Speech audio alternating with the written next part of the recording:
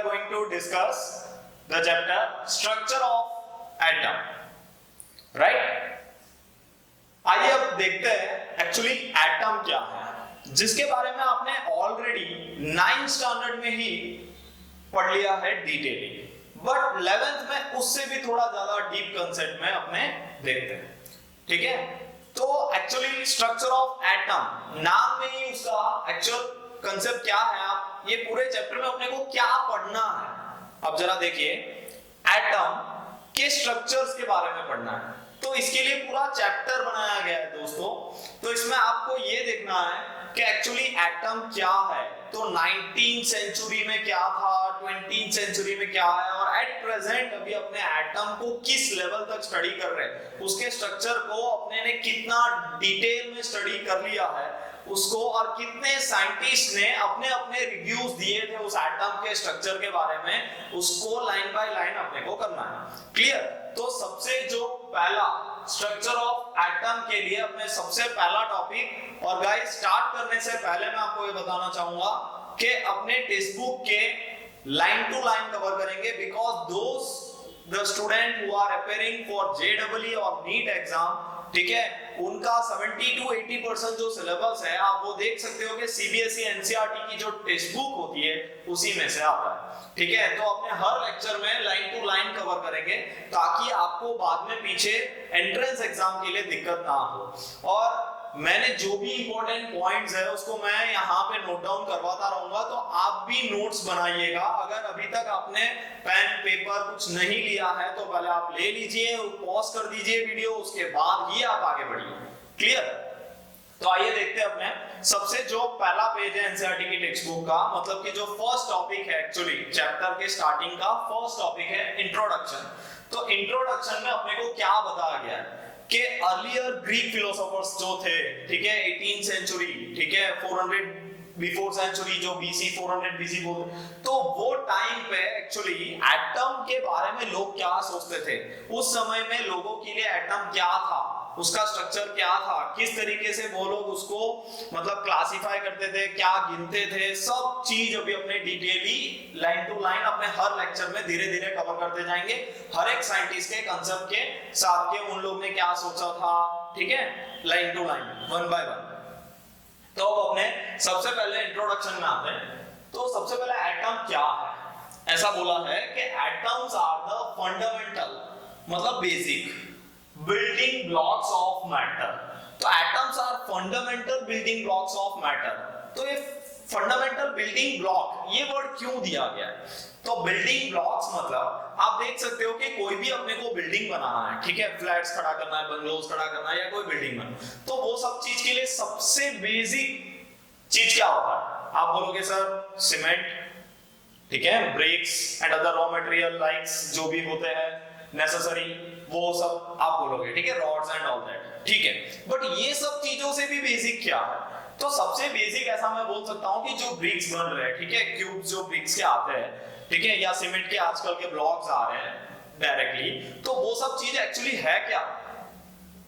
आप देख सकते हो गाइस, जब उसको आप ब्रेक करोगे, तोड़ते जाओगे, तो लास्ट में जो सैंड पार्टिकल टाइप जो मटेरियल्स बच जाएंगे, ठीक है।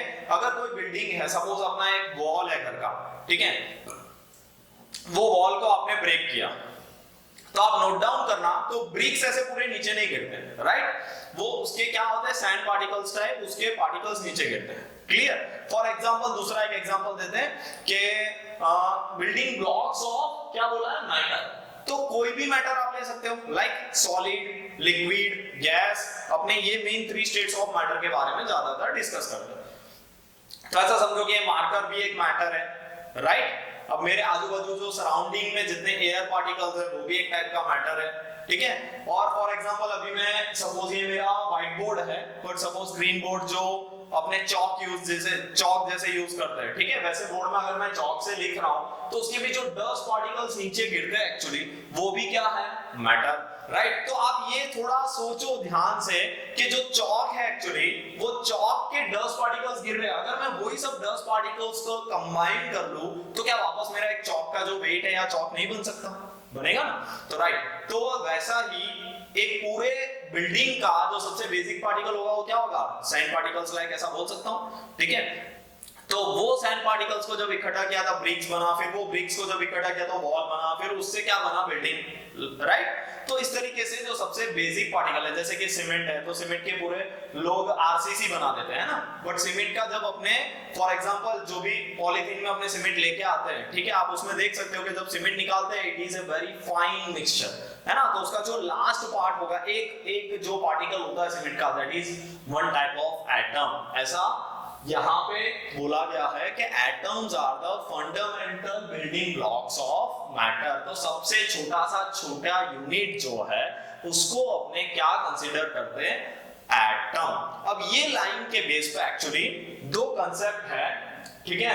एक का नाम है टॉप डाउन अप्रोच, एक का नाम है टॉप डाउन अप्रोच, ठीक है, और दूसरे का नाम है बॉटम अप अप्रोच। क्या बोलोगे, बॉटम अप अप्रोच, राइट। तो ये टॉप डाउन और बॉटम अप ऐसा क्यों बोला है, तो आइए देखते हैं गाइस। टॉप डाउन मतलब कि सपोज आपके पास एक क्यूब है बड़ा, ठीक है, लाइक ब्रिक है, अभी जिसकी बात कर रहे थे वो, या तो चौक है, ऐसा भी आप कंसीडर करो, और आपने इसको ब्रेक किया with the help of hammer. अभी आप क्या करोगे, इस पे फोर्स अप्लाई करोगे और ब्रेक करोगे इसको, ठीक है। तो ये जैसे ब्रेक होगा, ये ब्रेक होगा तो क्या होगा, सपोज फोर पीसेस में कन्वर्ट हो गया, वापस आपने इसको फर्दर और ब्रेक किया तो कितने पीसेस में बच गया, फॉर एग्जांपल सपोज ये 8 पीसेस में कन्वर्ट होगा, फिर वापस आपने इस पे फोर्स अप्लाई किया तो वापस वो और 16 या 32 पीसेस में बढ़ गया।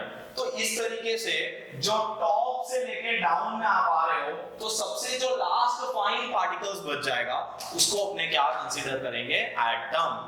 So this line want to say that atom, what is atom? Actually atoms are the fundamental building blocks of matter, right? अब वैसे ही bottom up का क्या मतलब, just go through reverse, ठीक है। जब बड़े से बड़ी चीज को तोड़ते तोड़ते आते हैं, जो लास्ट फाइन पार्टिकल बच जाता है उसको अपने एटम बोलते हैं। तो ये टॉप से डाउन की तरफ अपने आए, राइट, ब्रेक करते हुए, अब वापस कंबाइन करते हुए, मर्ज करते हुए उसको आप बिल्ड करो, तो क्या होगा, ये सब चीजों को इकट्ठा करेंगे तो छोटे और थोड़े पार्टिकल्स बनेंगे, उसको और इकट्ठा करोगे तो और थोड़े बड़े बनेंगे, उसको इकट्ठा करोगे तो और थोड़े बड़े। तो इस तरीके से क्या होगा, धीरे धीरे जब कंबाइन करोगे तो वापस अपना ओरिजिनल ब्रिक्स, चौक या जो भी आपने मैटर कंसीडर किया था वो आपको मिल जाएगा। मतलब इससे क्या पता चला, सबसे जो बेसिक यूनिट है वो क्या है, एटम। क्लियर। अब सेकंड पॉइंट, एक्चुअली एटम, ये वर्ड क्यों एटम बोला गया है, जो फाइन पार्टिकल्स है, जो सबसे बेसिक यूनिट है, उसको एटम क्यों नाम दिया गया। ऐसे सबसे पहले जैसे अभी आपका नाम या मेरा नाम क्यों ऐसा रखा गया, उसके पीछे कोई रीजन होता है ना, वैसे ही ये एटम ऐसा वर्ड क्यों बोला गया, उसके पीछे क्या सेंस है। एक्चुअली ये वर्ड का मतलब ये है कि ग्रीक वर्ड है, actually atom is a Greek word. तो ये डिराइव कैसे हुआ, एक्चुअली अटोमियो के वजह से उसको अपने इंडियन, ये ग्रीक वर्ड अटोमियो है, और उसको इंडियन लैंग्वेज में अपने उसको धीरे धीरे मॉडिफाई करते हैं ना, अपने लाइक शॉर्ट नेम बोलते हैं या कन्वर्ट करते हैं, उस तरीके से अपने अटोमियो को क्या बोल दिया है अपने ने, right now we called it as atom, ठीक है। तो ये क्यों ऐसा बोला, क्योंकि ये ब्रेक करते करते आ रहे थे, तो सबसे लास्ट पार्टिकल मतलब ऐसा लास्ट पार्टिकल कि जिसको आप बाद में डिवाइड नहीं कर सकते, कितना भी आप उस पे अप्लाई कर लो फोर्स, अब वो और फर्दर डिवाइड नहीं होगा। तो जो फर्दर अनडिवाइडेबल है या अनकटेबल पार्ट है, ठीक है, सबसे छोटा, कोई अपने सपोज कोई एक फ्रूट ले लो या कुछ भी पार्ट ले लो, आप उसको कट करते जाओ, तो सबसे लास्ट जो अनकटेबल पार्ट होगा, अनडिवाइडेबल पार्ट होगा, उसको ग्रीक में बोलते हैं अटोमियो, मतलब और नहीं कटेगा वो, अटोमियो, ठीक है। So that's why this word is derived by Greek word, this word is derived by Greek word that is atomio. Clear? तो एटम नाम क्यों पड़ा वो पता चल गया। फर्स्ट एटम क्या है, एटम का नाम क्यों एटम पड़ा, यहां तक क्लियर। थर्ड पॉइंट, ये एक्चुअली यहां तक तो ठीक है, बट उसके बाद एक साइंटिस्ट आया था, जो ये सब मैं आपको इसलिए नोट डाउन करवा रहा हूं कि कभी कभी एमसीक्यूज में ये भी पूछते हैं कि वो भाई फ्रेंच साइंटिस्ट था कि ब्रिटिश साइंटिस्ट था कि कहां का था, लाइक दैट। इसलिए मैंने यहाँ पे लिख दिया है कि वो क्या था, ब्रिटिश साइंटिस्ट था, ब्रिटिश स्कूल टीचर था। कौन से ईयर में, 1808 में जॉन डेल्टन ने सबसे पहले इसके बारे में थोड़ा सा ब्रीफ इंफॉर्मेशन दिया था, ठीक है, 18 टू 19 सेंचुरी के बीच में। एक्चुअली एटम क्या है, एटम से ही एटम जब कंबाइन होता है तो मॉलिक्यूल्स बनते हैं। आपने पढ़ा होगा definition, when two same kind of atom combine with each other then it forms a molecule, है ना, और when two different type of element combine then it forms a compound, right. तो ये सब चीजें जो एलिमेंट, कंपाउंड, मॉलिक्यूल्स, ये सब के बारे में जो इंफॉर्मेशन दिया था और उनके कितने एटम, जैसे H2O, तो उसका जो रेशियो है एक्चुअली वो 2s1 ही होना चाहिए, तभी वो वाटर कहलाएगा। उसका वेट कंपलसरी 2 हाइड्रोजन और 1 ऑक्सीजन का जितना वेट होगा उतना ही वाटर का वेट होना चाहिए। दैट मींस हाइड्रोजन का 2 ग्राम, ऑक्सीजन का 16 ग्राम, तभी जाकर H2O का क्या बना 18 ग्राम। तो इस तरीके से फिक्स्ड वेट के बारे में, कंपाउंड के बारे में, मॉलिक्यूल्स के बारे में, ये सब जो इंफॉर्मेशन थोड़ा डिटेली अपने को दिया था वो कौन सा साइंटिस्ट था, जॉन डेल्टन। क्लियर, सबसे पहले ये साइंटिस्ट ने स्टार्ट किया था। फिर उसके बाद आए धीरे धीरे माइकल फैराडे करके आए, उन्होंने और डिस्कवरी की थी सब एटॉमिक पार्टिकल्स, मतलब एटम डिवाइड हो सकता है ये बताया। फिर उसके बाद थॉमसन्स मॉडल करके आया, ठीक है, उसके बाद अपना रदरफोर्ड मॉडल आया। तो इस तरीके से अपने धीरे धीरे आगे बढ़ते चलेंगे। हर एक साइंटिस्ट ने अपने अपने रिव्यूज क्या दिए थे एटम के बारे में, ठीक है, क्लियर। तो आइए अब देखते हैं जॉन डेल्टन क्या था। क्लियर हो गया यहां तक। अब उसके बाद जॉन डेल्टन ने एक्चुअली कुछ ब्रीफ इंफॉर्मेशन दिए थे लॉस के फॉर्म में। Success, John Dalton getting success in explanation of this laws, ठीक है। एक्चुअली ये लॉ को समझाने में वो बहुत ही अच्छे से काबिल था, ठीक है, बट कुछ कहीं पे फेल भी हुआ था। एक्चुअल वो ऐसा बोलता था कि ये जो अनकटेबल या अनडिवाइडेबल पार्ट है वो जॉन डेल्टन का एक टाइप का रिव्यू था। वो ऐसा बोलता था 18 सेंचुरी तक कि एटम जो है वो इनडिविजिबल है। एटम जो है वो कभी और ज्यादा डिवाइड नहीं हो सकता, वो सबसे स्मॉलेस्ट पार्टिकल है। इस तरीके से जॉन डेल्टन की रिव्यू थी और वो कुछ लॉस को एक्सप्लेन करने में सक्सेस भी था, like law of conservation of मास। जैसे कि अपने ऐसा बोलते हैं, राइट, आपको पता होगा, energy can neither be created nor be destroyed but it can transform from one form to another. Same ऐसा ही law of conservation of mass भी है। फिर कांस्टेंट प्रोपोर्शन, जैसे मैंने अभी आपको बताया H2O के लिए 2s1 उतना ही चाहिए तभी जाकर H2O बना है। बाकी आप ऐसा नहीं कर सकते कि 2s2 डाल दो 3s2 डाल दो, तो ऐसा नहीं चलेगा, ठीक है। वाटर बनाना है तो 2s1 कंपलसरी चाहिए। मल्टीपल प्रोपोर्शन मतलब उसका वेट हमेशा, जैसे 2s1 को आप मल्टीप्लाई करना चाहते हो तो 4s2 होगा। 2s1 को मल्टीप्लाई बाय 2 करोगे तो क्या होगा 4s2, राइट। 2s1 को मैं अगर मल्टीप्लाई बाय 2 करूंगा तो क्या होगा 4s2, और ये 2s1 तो जो है वो H2 है और कितना मोल है वो 2 मोल्स, मतलब ये हमेशा मल्टीपल्स में चलेगा। That is called as multiple proportion. उसको हम क्या बोलेंगे, मल्टीपल प्रोपोर्शन। तो इस तरीके से रहता है। अभी ये सब लॉस को आप ज्यादा ऐसे टेंस होके मत देखिए, सर अभी भी मुझे कुछ क्लियर नहीं हो रहा है। आई होप, मुझे पता है कि आपको नहीं होगा, क्योंकि इसको डिटेली अभी अपने एनालिसिस करेंगे नेक्स्ट टू नेक्स्ट लेक्चर, ठीक है। इसका पूरा टॉपिक है विद एग्जांपल्स अपने सीखेंगे, so don't worry about this topic. Just मैं आपको ये एक एमसीक्यू पर्पस के लिए बताना चाह रहा था कि जॉन डेल्टन कौन से लॉस को समझाने में काबिल था, सक्सेस था। तो एक का नाम है law of conservation of mass, दूसरे का नाम है law of constant proportion, third का नाम law of multiple proportion, fourth का law of combining weight. So these are the 4 laws, ठीक है, which are explained by John Dalton successfully. But अब कुछ फेल भी हुए थे, लाइक चार्ज ट्रांसफर थियरी। उसको ये इसके बारे में कुछ समझ में नहीं आ रहा था एक्चुअली। जैसे आपने पढ़ा होगा, ऐसा बोल सकते हैं अपने के, फॉर एग्जांपल आपने सुना glass rod rubbed with silk, है ना, आपने सुना होगा ग्लास रॉड रब्ड विद फर, ऐसा सब अपने बोलते हैं ना। तो वो एक्चुअली ये जो कांसेप्ट है उसमें अपने फिर वो अपने बचपन में पढ़ते थे कि जो आप फॉर एग्जांपल कॉम करो हेयर्स को, ठीक है, तो उसमें भी आपको वो पेपर से स्टिक होता था, लाइक ये सब आपने थोड़ा बहुत सुना होगा, है ना। तो ये सब जो है इसको चार्ज ट्रांसफर थियरी बोलते हैं। तो ये चार्ज कैसे ट्रांसफर हुआ, रब करने से कोई चीज कैसे किसी पे मतलब स्टिक हो सकता है, क्या है उसके पीछे का कांसेप्ट, राइट। तो ये सब चीजों को थोड़ा वो एक्सप्लेन नहीं कर पाया। अगर एटम इनडिविजिबल है तो एटम के अंदर से ऐसा क्या निकला या फिर एटम के अंदर ऐसा क्या है जो यहां से वहां ट्रांसफर हो गया, तो ये सब चीजों को वो एक्सप्लेन नहीं कर पाया। ठीक है, तो जॉन डाल्टन कहां फेल हो गया था, चार्ज ट्रांसफर थियरी को एक्सप्लेन करने में फेल हो गया था, बट वो सक्सेस कहां था, ये सब लॉस को समझाने में काफी सक्सेसफुली उसने एक्सप्लेन किया, जो अभी अपने को हेल्प हो रहा है कंपाउंड मॉलिक्यूल्स ये सब बनाने में और केमिकल रिएक्शंस को अपने को बैलेंस करने में ये बहुत ही लॉस ज्यादातर हेल्पफुल था।